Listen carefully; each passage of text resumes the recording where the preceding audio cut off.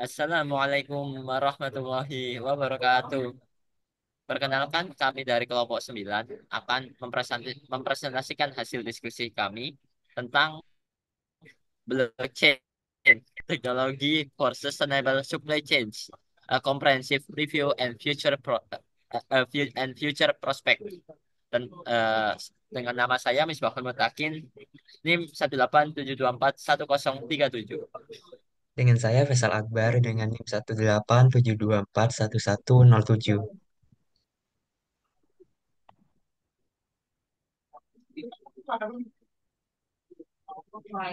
Oke, latar belakang dari materi kita yang kami bawakan ini yaitu rantai pasokan global atau supply chain saat ini menghadapi tekanan besar untuk menjadi lebih transparan dan etis, terutama dalam menghadapi isu-isu seperti perubahan iklim dan praktik tenaga kerja yang tidak adil. Perusahaan dituntut untuk menjalankan bisnis dengan bertanggung jawab sosial dan lingkungan. Blockchain muncul sebagai solusi potensial untuk memperbaiki sistem rantai pasokan yang tradisional, yang selama ini rentan terhadap penipuan, inefisiensi, dan kekurangan transparansi.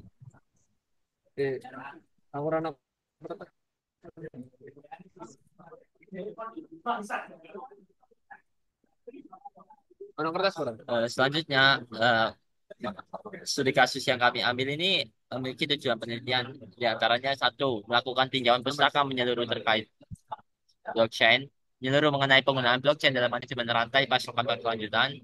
Nomor dua adalah menganalisis di kasus nyata dari berbagai industri implementasi blockchain.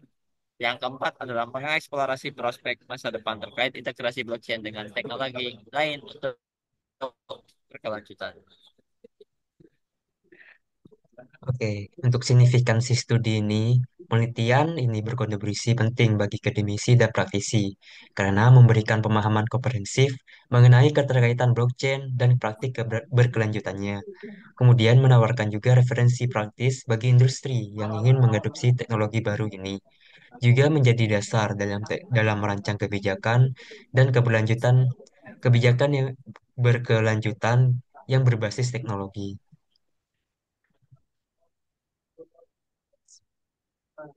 Selanjutnya, saya akan menjelaskan tentang apa sih blockchain itu. Jadi, blockchain adalah sebuah teknologi pencatatan digital yang bersifat terdesentralisasi dan tersebar di banyak komputer, yang memungkinkan setiap transaksi atau data tercatat dalam blok yang terhubung secara kronologis dan permanen.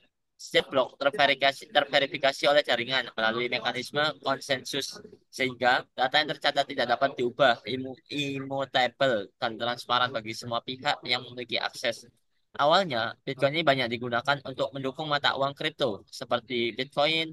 Namun, kini blockchain berkembang lebih luas dalam berbagai aspek dan sektor, termasuk logistik dan rantai pasokan.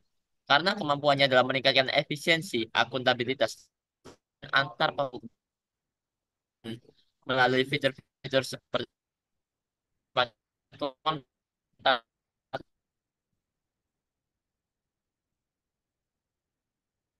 pelacakan waktu nyata.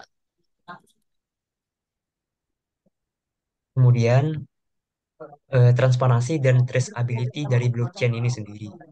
Blockchain sendiri memiliki transparansi karena semua transaksi dicatat secara permanen dan dapat dilihat oleh semua pihak dalam jaringan. Kemudian, blockchain juga memiliki fitur traceability, yang dimana setiap tahap dalam rantai pasokan dapat dilacak secara real-time dan akurat. Contoh implementasinya contohnya di sektor makanan, di mana produk dapat ditelusuri mulai dari petani, pengolahan, distribusi, hingga ke tangan konsumen. Juga meningkatkan keamanan pangan dan kepercayaan konsumen itu sendiri.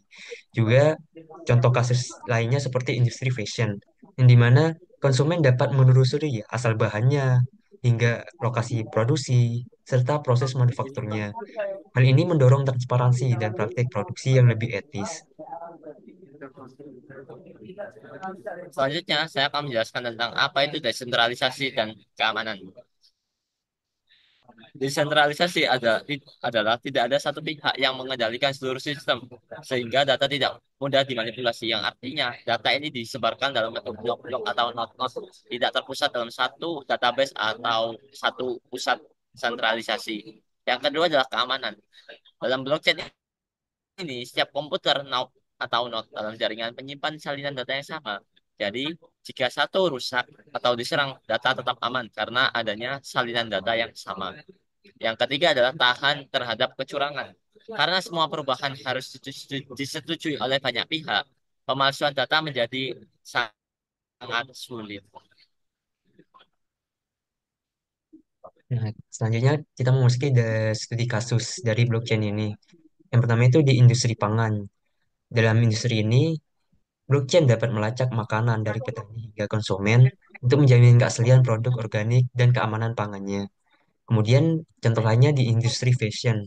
Blockchain ini mencatat asal bahan dan proses produksi guna memastikan keberlanjutan dan mencegah pemalsuan produk itu sendiri.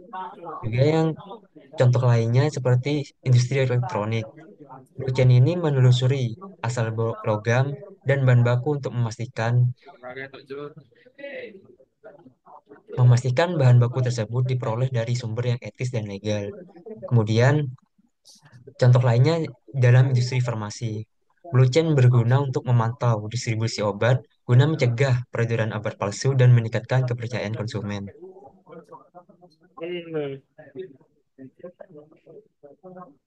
Selanjutnya, apa itu etika dan fair trade yang dalam blockchain? Yang pertama adalah keaslian sertifikasi. Blockchain memastikan sertifikasi fair trade tidak dapat dipalsukan dan tercatat dengan jelas. Yang kedua adalah bukti praktik etis. Produsen seperti petani kopi dapat membuktikan bahwa produk mereka memenuhi standar fair trade seperti upah layak dan kondisi kerja yang adil. Yang ketiga adalah transparansi untuk konsumen. Konsumen dapat mengakses informasi yang transparan tentang asal-usul produk dan memastikan pilihan mereka mendukung perdagangan yang etis dan berkelanjutan.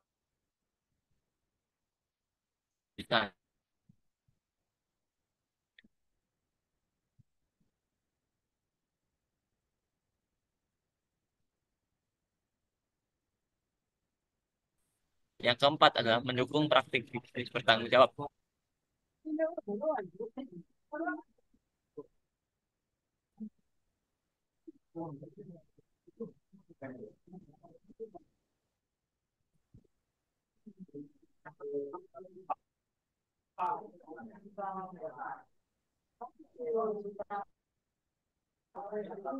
Kemudian tantangan dalam implementasi blockchain ini.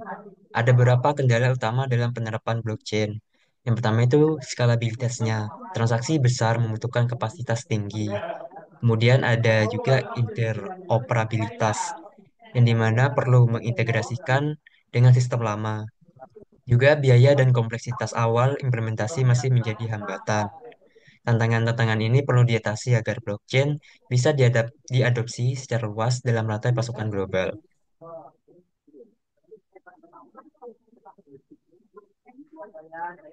Selanjutnya adalah prospek masa depan.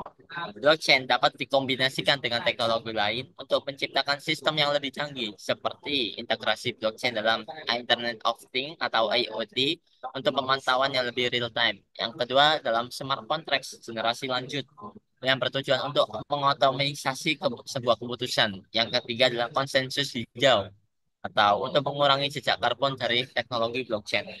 Masa depan rantai pasokan berkelanjutan kemungkinan besar akan bersinergi dengan sistem teknologi cerdas dan terdesentralisasi yang lain.